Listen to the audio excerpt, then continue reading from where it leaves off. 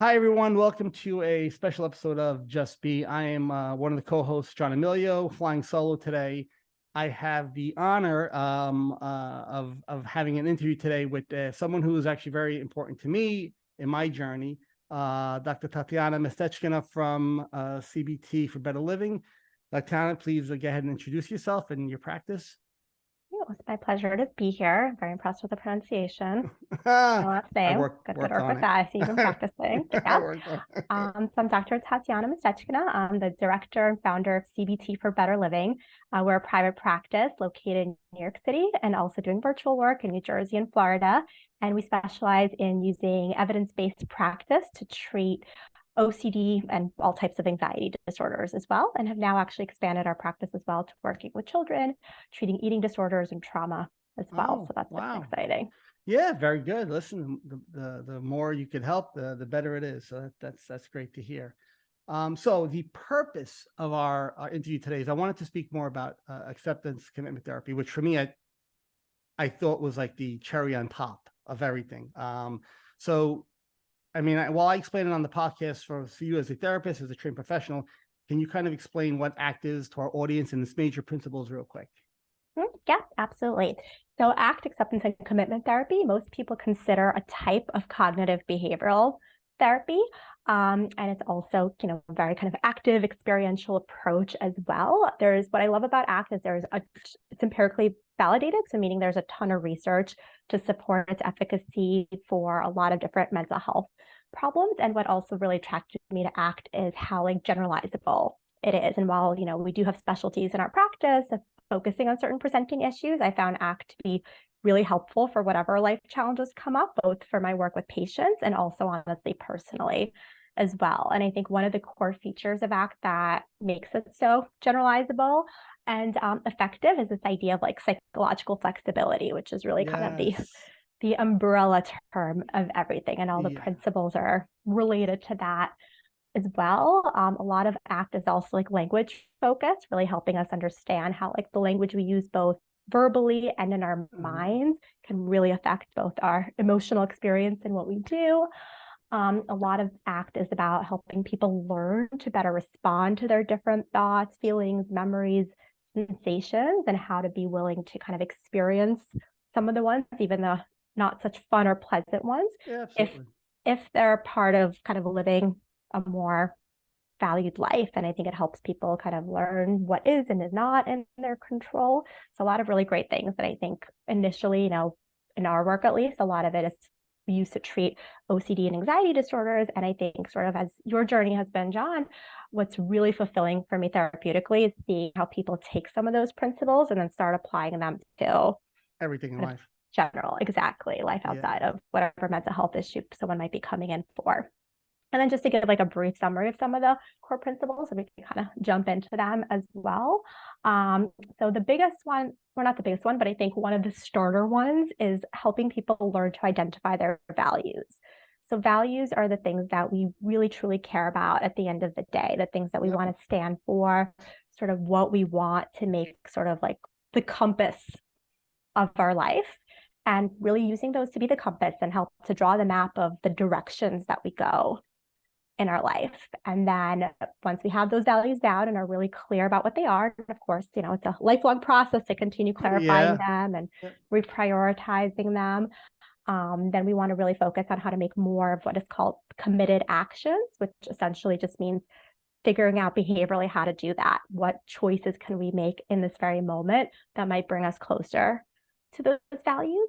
And then learning kind of more concrete strategies for what kind of gets in the way of that, and then learning different tools to manage that. So another core ACT principle is contact with the present moment. Another term for that is mindfulness, which I also know is Yes. something that really resonated with Yeah. you.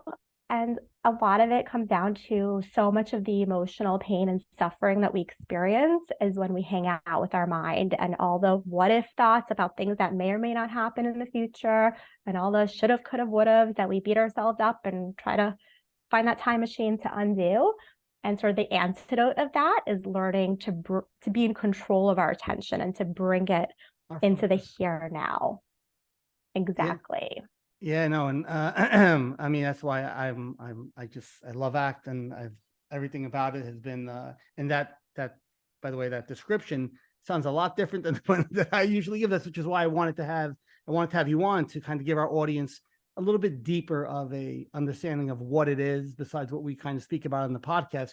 We give a very generalized, kind of basis of what it is. Now, um, even though ACT is a form of therapy, do you feel it's something that could be learned outside of therapy? Because it's so Mhm. close to mindfulness, and it really is what I consider a scientific version of Eastern spiritual teachings almost, because they really, they walk a parallel line. One uses words that you can understand. One goes a little bit deeper and is a little bit more vague, but I think they kind of point in the same direction. So is Mhm. it something that you could still learn on your own if you weren't in therapy? Let's say you weren't experiencing Yeah. OCD or anxiety, but you wanted to learn more about it. Mhm.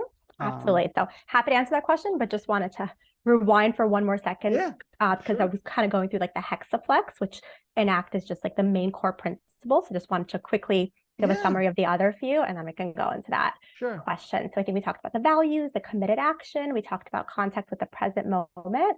The other core principle is diffusion. So learning how to Yes. identify, and a lot of them are also, there's a lot of overlap, but diffusion is learning to identify sort of what our minds is bringing up for us, what the thoughts are, and then being able to create distance from them and take a step back from them. Um, self as context is also a big one, which is related. It's basically, I think, what you talk about a lot as well is kind of how to learn to be the observer Yes. and Yeah. also very related to the diffusion Yes. aspect of it.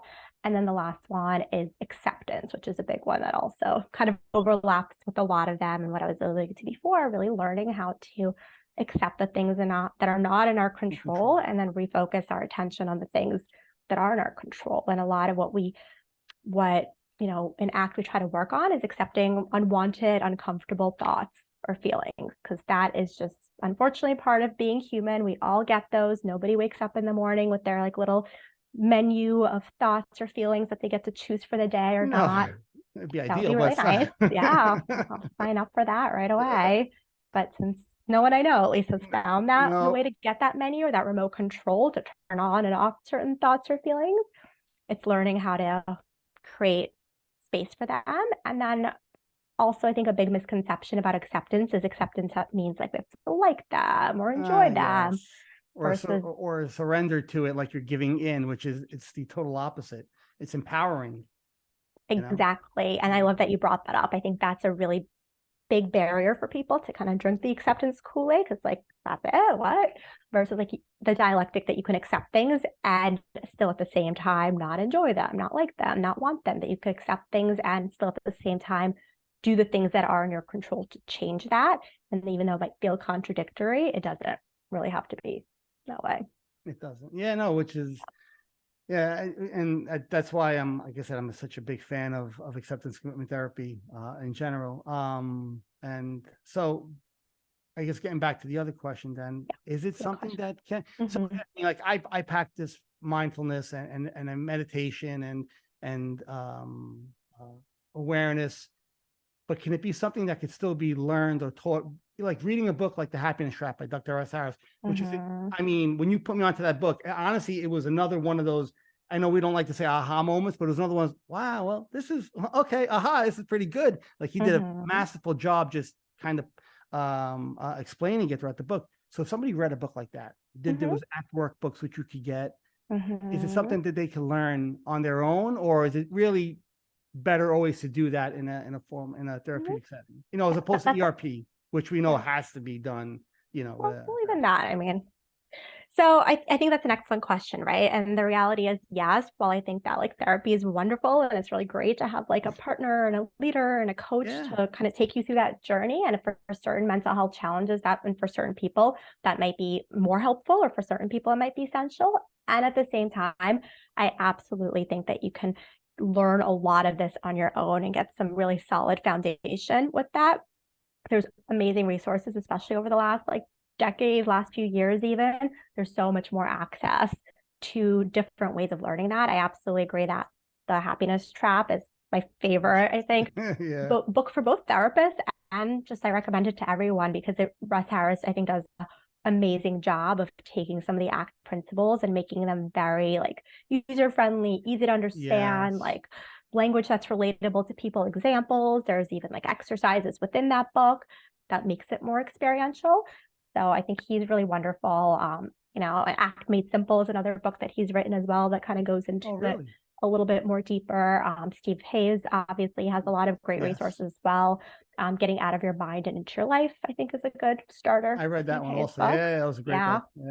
Yeah. Yeah. And they also have, are both very generous, I think, with their time and resources. And they put a lot of resources out there, both by doing a lot of podcasts and recordings and trainings as well. And then there's also an organization called the Association for Contextual Behavioral Science, which also has Oh, a okay. lot of like great free and not free resources Oh, as okay. well. And then, podcasts obviously nowadays are a great way to Oh, great. Yeah. Very, learn very, I things. learned And they're very popular. yes, they are. And it's a great way to kind of get information to a lot of people. That I definitely think that there's a way to get a foundation and these types of things just with resources that are out there. And then for some people, that might be kind of enough to help them to kind of apply them in their life. And other Mhm. people might benefit from kind of then going to therapy or in addition to going to therapy and working with like a trained licensed professional to help them actually like apply some of these principles to their life and help them practice them better. But then there's also, again, there's therapy, obviously, which I'm biased because that's what I do. But I Yeah. know you went to like a mindfulness retreat as well. So there's different parts of ACT that you can practice, Yeah. especially mindfulness, as even like a separate As a package separate, as it's a well, like package. So practicing you, meditation, like certain apps like Headspace, Calm. yeah. So Yep. definitely a lot of ways to kind of get your feet wet. Yeah, with it without being in a formal therapeutic environment. All right. So that's, I mean, that's good because I try to tell people a lot that I speak with, to research it. And I always recommend Dr. Russ Harris's book, The Happiness Shop. Like, it's a great, he does a phenomenal job of explaining what it is and gives such great examples throughout the book of people, and we'll get back to that, and he shows you how they progress from one stage to another. So yeah, so I mean, it's great to hear that it's something that even a therapist says, hey, yeah, this is something you can research on your own and Mm-hmm. kind of work on. So as Yeah. And far even like as, YouTube videos, like especially Russ Harris has like a oh, bunch of like little tons. animations or like little like metaphors that he makes into like cartoons. And they're, I mean, obviously you have to be, take everything with a grain of The salt when it salt, comes to but yeah, YouTube, but especially when it's made by or kind of endorsed yeah. by a trusted source, there's really Dr. great Stephen stuff out Hayes there. has a yeah, Dr. Stephen Hayes has a bunch. He does a couple of TED Talks with it, and he Mm-hmm. has all those little cartoons up when he's showing you how to kind of see your mind, see that thought. He names his brain. So I get what you're saying, like they're cute little anecdotes, but they have a message and a meaning,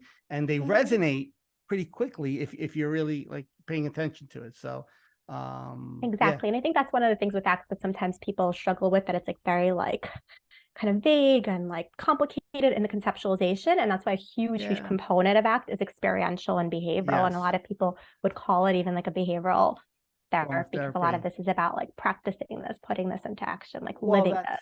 I think that's the key, is the practicing. Like, and I think that's where people get hung up a lot too, is the practicing of it, not just knowing it, but actually implementing it in your daily life.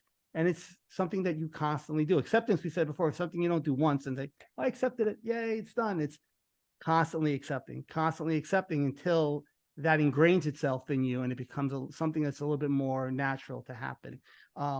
In terms of OCD or anxiety, as a Mhm. therapist, that's one of your specialties, and I know that obviously ACT was something that we worked on early on along with ERP when we were working together.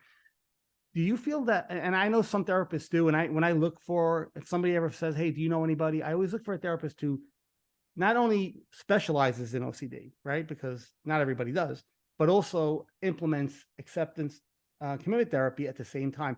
Do you feel that it's widely used by a lot of therapists who specialize in OCD, or is it still kind of some do, some don't? That's a good question. I would say, some do and some don't for sure. And right now, at least the most research supported therapy for OCD is exposure and response prevention therapy, ERP. And I would say that a lot of people Yes. in the OCD community also practice ACT, and a lot of them incorporate them very Good. heavily. Like even if you go to IOCDF conferences, there's a Yes. lot of ACT in there, Oh, and, okay. and more each year, which is great. But again, obviously not everyone. It's still kind of up for debate whether you need both or not. And my personal experiences slash, some of the research, I think it's been really, really helpful. And you can attest with your personal experience as well. And I Yeah. kind of use like a little oversimplified metaphors, like ERP is like the pasta of the meal, like the main ingredient, and the act is like the sauce and the spices Yeah, that really exactly. give it the flavor, the Flavor. full experience. And I think ERP can be really, really effective, and it could be really, really challenging. And I think some of It the is. ACT principles really help with like the implementation of the ERP. Of the ERP. Yeah. Yeah. Because And I think a lot of like, I, definitely coach a lot of people to use some of the ACT principles during the exposures or to help with the response prevention therapy as well. yeah, no, because I remember, I mean, the ERP was the not fun, but it was very useful in acclimating to for me was my OCD spikes for my intrusive thoughts. It helped to take it from an initial 10, brought it down enough where you were breathing now all of a sudden. And then that's when ACT, I think really, for me at least, kicked into high gear. And I was able to then just keep moving forward from there and really exponentially getting better and better and growing more and more. So Yeah. yeah. And I think I've also find it helps people like the buy-in as well. It's like ERP entails doing things that are really counterintuitive and really difficult, and sometimes makes things feel harder than easier at Sure. the beginning.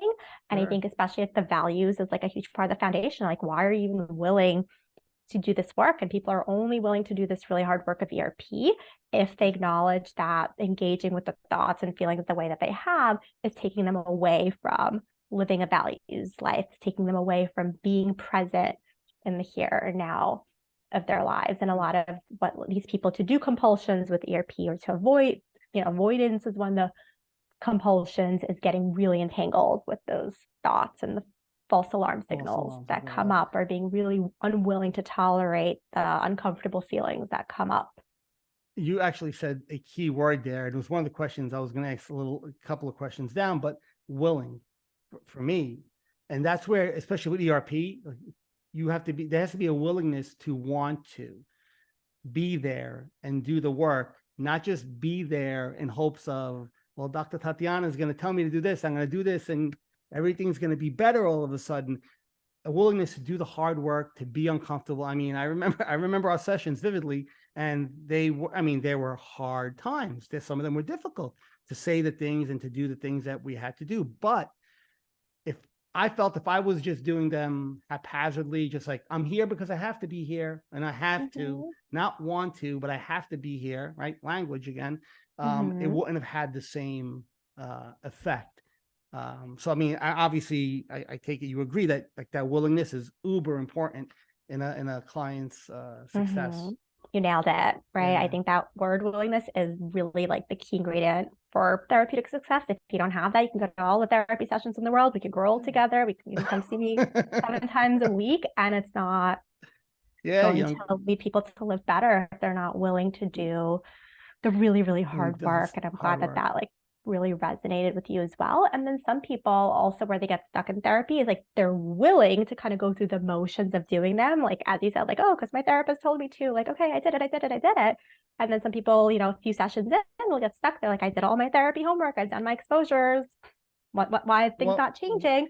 And it's because they're not really willing to do them like in the spirit of it, which is to show their brains that they're willing to actually have these thoughts or feelings. And if someone's willing to do the exposures because they think it's going to lead them to stop having intrusive thoughts or feelings forever, that kind of becomes counterproductive, because a lot of the therapy is really about showing their brains that these thoughts and feelings are okay, not wanted, but okay, that they're an independent system, that they're the weather, they're not in our control, and that we can experience them, and that we don't need to kind of run away from them, avoid them. We don't need to figure out a way to kind of whack-a-mole them every time they come up. And the purpose of exposures isn't just to like cross your fingers and grin and bear it and get through it, but to show your mind in kind of creative, proactive ways that these thoughts and feelings are okay, that you can handle them. You could feel what you don't want to feel and still be here in this moment and still make choices in line with those values.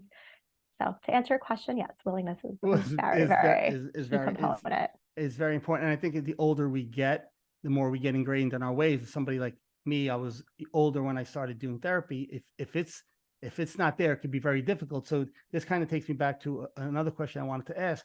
So young children with acceptance commitment therapy, especially if you see a child at a younger age is maybe showing some signs of anxiety or the common traits of it, is it something that you can teach to a young child? I mean, and if so, what's that age where, okay, I think it's going to resonate at this age, or maybe they should be a little bit older? Absolutely. So I think that's a really excellent question as well. And I'd have to kind of get back to you with like the research, what the research shows for like what age range that starts to be an effective therapeutic technique. But what I can tell you is just even from my own personal experience of being a mom now and having a 3-year-old daughter, that I definitely, not always, and don't always practice what I preach, but I think it's really important. And I think one of the reasons I kind of really subscribe to this therapy is because it resonates so much in my own life and therefore also very much affects my parenting. And I think her, even as young as 3 and even earlier, there's definitely ways to like plant the seeds for that. Like we even have like a little mindfulness book, which like is very like, practice based as well. We like pause and we breathe in through our nose and out through our mouth. And then we touch things and we like clench our hands and kind of notice different sensory experiences, or even like there's like a candle or something sensory. I always try to encourage her to like bring her attention to it. I think also, and one of the things we've talked about before as well is this idea, like, I didn't know there was me and then there was my brain. Like I didn't grow up that way. That wasn't individual. And like, what does that even mean? Of course, I'm my brain. Like, who am I if I'm not? So definitely, I think in small ways, also try to like plant the seeds of like asking like, oh, what thoughts are you noticing right now? What's on your mind? I think a big way that ACT has affected my parenting also is really trying to like both in how I communicate and helping her kind of normalize that it's okay to have unwanted feelings, even instead of like don't feel angry or don't feel anxious or don't feel sad. Like it's okay to feel sad right now, or that happens. Of course you feel sad if you just lost your toy or got an ouchie and things like that. We all feel that way, of like helping her find the language to her emotions and trying not to change them as much, but learning to make room for them.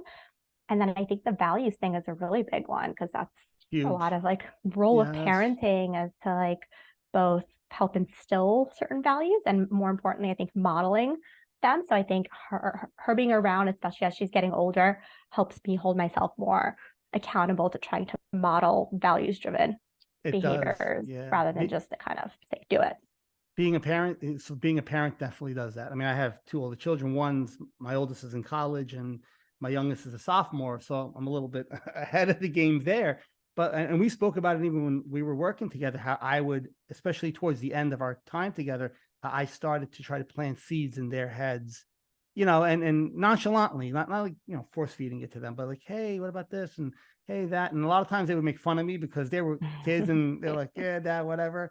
But my older son now is kind of really getting into it. And he's more curious about it and asks more questions about it, which I love to see, because it's a great way to just kind of relate with your mind as you get older and to live life. So this reminds me of, and especially because you're talking about you being a parent with your daughter.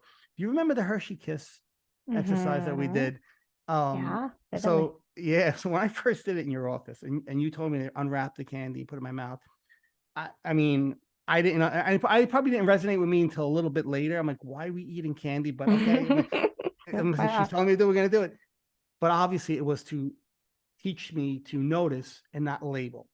Teach me to notice what I'm experiencing, but not necessarily get caught up in, the mental pictures and the mental words. Like how important in the hierarchy of getting somebody, especially with OCD and anxiety, is it for them to understand, to notice what's going on in their mind, but not label those things and, say good, bad, this, that.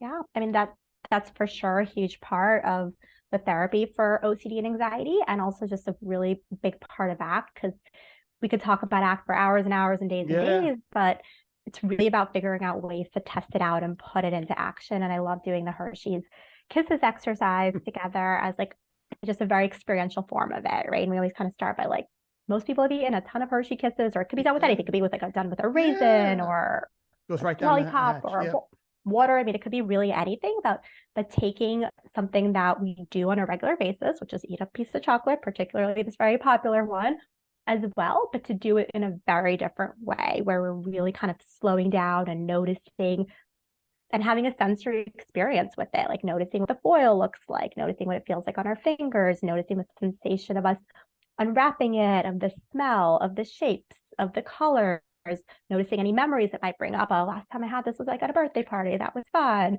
Noticing any thoughts that might come up of like, I'm really hungry. I can't wait to eat this. Noticing any like good, bad judgments that come up and practicing creating, noticing them and then giving them space and then bringing your attention back to the full sensory experiences of having one. I think could be something just very simple, really quick, and really powerful way to take some of these concepts of like the diffusion, particularly, and the mindfulness, and practice it in a very concrete way. And so many people are like, wow, I've never like enjoyed a Hershey Kiss Right.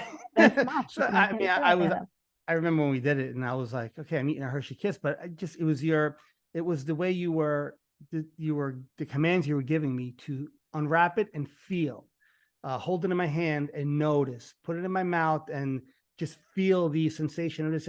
So you were pointing my focus to a certain thing, which I mean was, and I say it in my book, was one of my first, if not the first exercise I had in actual mindfulness, like to bring my attention to what I am doing and not just do it and following whatever my mind says, oh, eat the candy and just move on to the next thing or label them as it comes. So yeah, it was a very sneaky, but I thought it was a great little exercise. Yeah. I think it also helps people show, I'm glad that you enjoyed it and it resonated with you. And I think it also helps people realize how not automatic it is for most people most of the time to be there, how common it is for our brains to bring us a million different directions and like the future, the past, or in judgment zone, even if our goal is to eat this, or how much time we spend not even really eating our food because we're also on our phones or watching the TV in the background as well. So I think it's a cool way to practice that. Yeah, no, it is. It absolutely is. I mean, really, so the only other question I would have, and this is,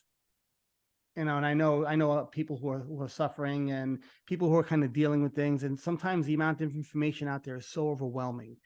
While advocacy for OCD and anxiety has exploded, especially in recent years, which is so nice to see, it could be also very overwhelming because you're like, where do I go? Who do I talk to? So as a professional, what advice would you have to somebody who's just trying to find the right, their way, or to try to find the right thing that they need to do, or the first step, let's just say, that they should take in maybe trying to, get on a path to recovery? Yeah, I mean, I think the first step is just knowing that they're not alone in this journey and that help is out there, and that we've come, one of the reasons why I chose to specialize in OCD and anxiety disorders particularly is because we've come such a long way in really understanding them and having effective treatment, to just even have like the hope for that, or that to work on their own, even destigmatizing some of it, that there's not a sign that there's something that means something about them as a person versus this is just what they're experiencing in their brain, and without really fully understanding it or understanding what reinforces it or what leads it to be better managed. Just kind of taking that first step to know that that knowledge can go a very long way.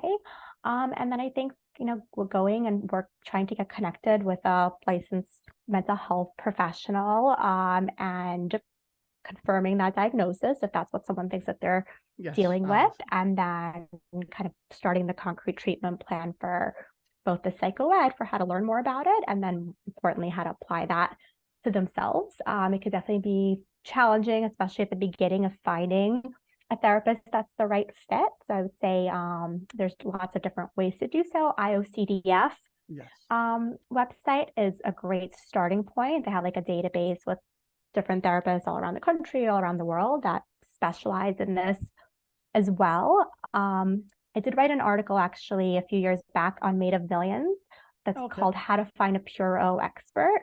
I don't know if you could do like links to the article, to this episode as well. Yeah, no, I could absolutely.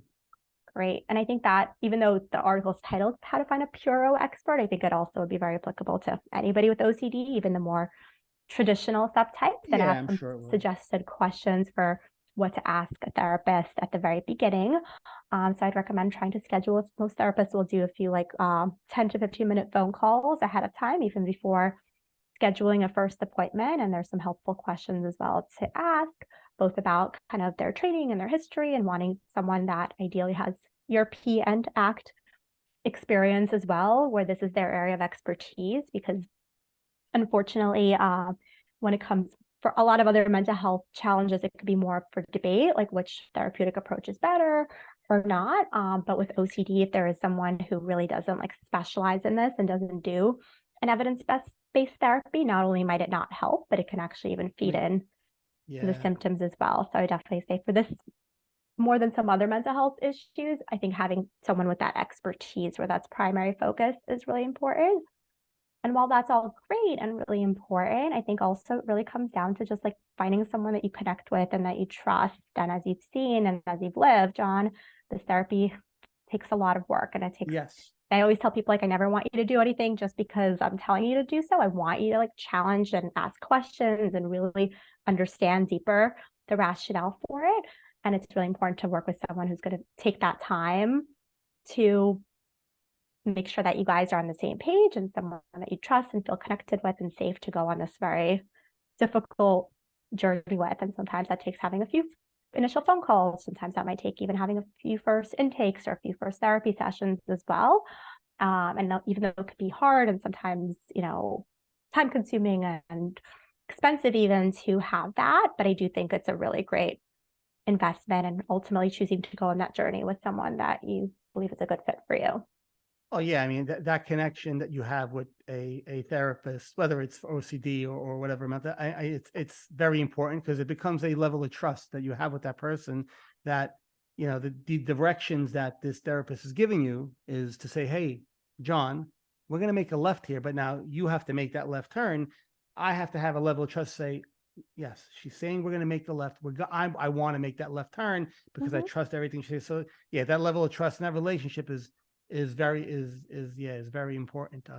Both that level of trusting that there's a reason why she wants to make the left turn, Exactly. and I think it's also really important to like have that kind of relationship where you can ask, like, well, why are you choosing Why are we left making versus left? then right here? Like, right sounds good to me. Like, what's your thinking Oh pattern yeah, for sure. it? Asking I the think having questions that is transparency. Yeah, asking the question is very important. I mean, that openness and that communication with your therapist, I mean, is going to be a major part of your either success or stagnation in it, where you're just going to get stuck somewhere, or you're going to keep moving forward. Yeah, I mean, that's about all the questions I have. I mean, I can sit here and talk about this for hours, but I'm sure you have a busy day still this afternoon. I mean, on that, I would like to thank you for taking the time joining me. I'm sure our viewers are going to get a lot out of this. It was a lot of great information. I will get that link from Made of Millions because I could do a search on their website for the article, and definitely post it and get it up there also. That's a great something probably would be very beneficial for them to read. So I appreciate you taking the time. It was great seeing you again. Likewise. Thank you so Yeah, much for having me. This was so fun. I feel like we covered a lot in a very short amount of time, did a very Cliff Notes version. So you can always dive yeah. more in depth, but this was wonderful. And I'm so proud of you and excited for you. And Thank I you. think you're doing such amazing work with this podcast and kind of getting this information, resources out there, and just being so open with your journey. And Yeah, I think that thank a lot you. of people will be able to relate to it and resonate with it. And I think you being so open about your experiences and what's helped you might make it give someone else like a little bit of a shortcut and That's the a point. little bit of like some fuel in the Yeah, car yeah, to get yeah. there a little bit faster. And Yeah. congratulations on the new book. Yeah. Thank you. I I'm appreciate it. excited. And I will get you a copy signed, because you have Oh, there's a portion of it that yeah, you're a star. Yeah. yay. Well, it's an um honor, really. I would yeah, love to read it. honor was mine. So but thank you very much for coming on today, and we'll definitely we'll talk soon. My Okay. pleasure. Thank you. Okay. You got it.